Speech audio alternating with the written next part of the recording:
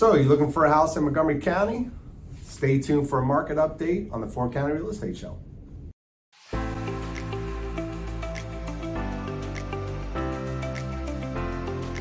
Welcome back to the Fort County Real Estate Show. I'm your host, Kevin Carey with Caliber Home Loans. I got Marilynn Anderson here with me. Marilynn is with RE/MAX Plus. So, Marilynn, say hello to everybody. Hi, how are you? Thank you for being here. So what we're doing is, if you're looking for a house in Montgomery County, I got Marilynn here. She is an expert. She does a lot of business in Montgomery County. So just like we always like to do, before we start talking about what current market we're in, let's talk a little historically. Give me a little historical wrap up for Montgomery County for 2021. Okay. Well, for all you sellers and buyers and real estate agents and mortgage lenders, it was one crazy year. It was pretty wild. It was very much circus-like. Sellers still have quite a bit of equity due to the supply and the demand event that took place. There was very little inventory to choose from, and there were lots and lots of buyers who wanted to buy, I think mostly because of the low interest rates. Yeah. So that's still intact. With a lot of competition, buyers would do some crazy things to actually win in a competitive situation. They would often pay more than the appraised value if the house didn't appraise for the offering price in cash. Right. And often it was a lot of money. It was $50,000 and more. Right. And other non-traditional costs as well that they would offer, so they would win that bidding offer. So look, as we all know, we've been talking about it, it's been crazy competition, right? And you talked about non-traditional things that buyers have to do to win. Expand on that a little bit, just to kind of give people an education of what the market really was like in 2021. Sure. So traditionally, sellers and buyers would split transfer taxes, and it's thousands of dollars. So to make the buyer's offer looking a little more pretty for the seller to accept, they would pay all of the transfer taxes. So they basically doubled that closing cost. And it's a good bit of money. Right. In addition to that, they would allow sellers to stay as long as they needed to find a home of choice if they hadn't already accomplished that. Yep. And in some cases, when it got real crazy, buyers would pay both the buyer's agent and the seller's agent real estate commissions, when typically the seller paid all of those commissions out of their equity, because typically they have more ability to pull some cash out and get that done. Yeah. So, and what Marilynn is referencing is, so let's go to transfer and recordation, right? Let's just say for conversation, transfer recordation taxes are $6,000 for the buyer, $6,000 for the seller, right? Let's say total closing costs, assuming their transfer and recordation taxes, down payment closing costs, let's just say it's $30,000. What the buyer was doing is increasing their out-of-pocket expense from $30,000 to $36,000, so that the seller would net more, which would make their offer stronger, correct? Absolutely. And just like with the commission, right? So when you sell a home, you are paying both the buyer's and the seller's commission. That commission can sometimes be as much as 6% of the sales price. So let's just, easy math, let's just say a $300,000 sales price, that's an $18,000 commission that the seller would have to pay, 9 to the buyer, 9 to the seller.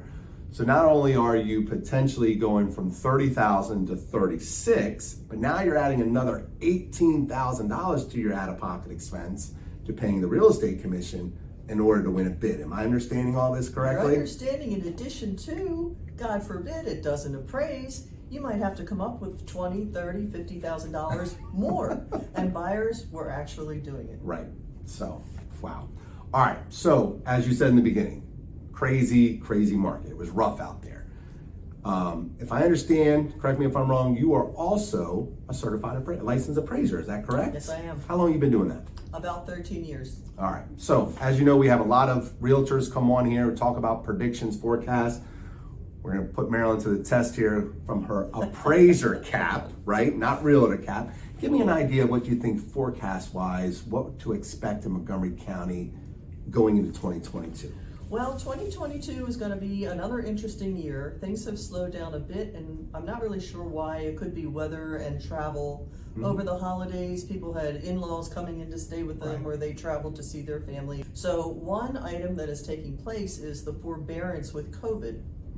So mortgage companies typically would say, well, you know, why did you miss these payments? And COVID, and they would say, all right, we're going to let you get away with this for a while, forbearance. And that is about to halt. Most banks have already done that. They've said, okay, no more, you can't miss any more payments.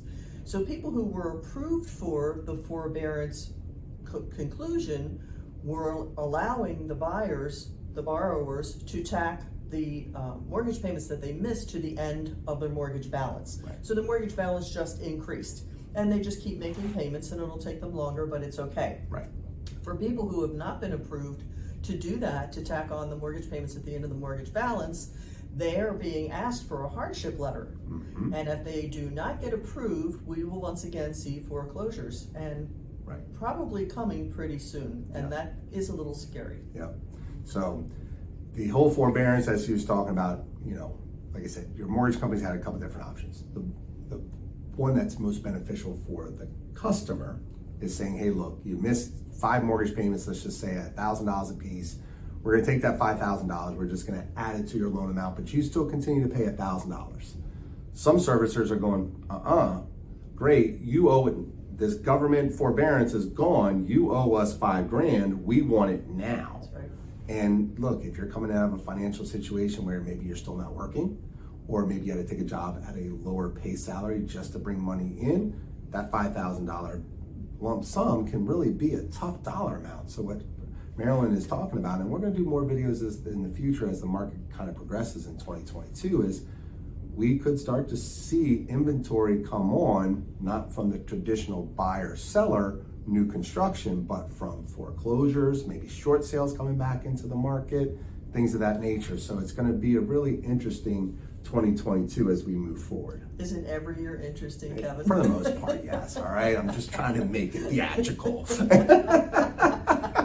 All right. Well, look, first of all, thank you, Marilynn, for being You're here. welcome. Great content as always. If you're looking for a great agent who knows Montgomery County, in the description below is all of Marilynn's contact information. If you like what you heard, hit the subscribe button down below, and we'll see you the next time in the 4 County Real Estate Show. Have a great day. Thanks. Bye-bye.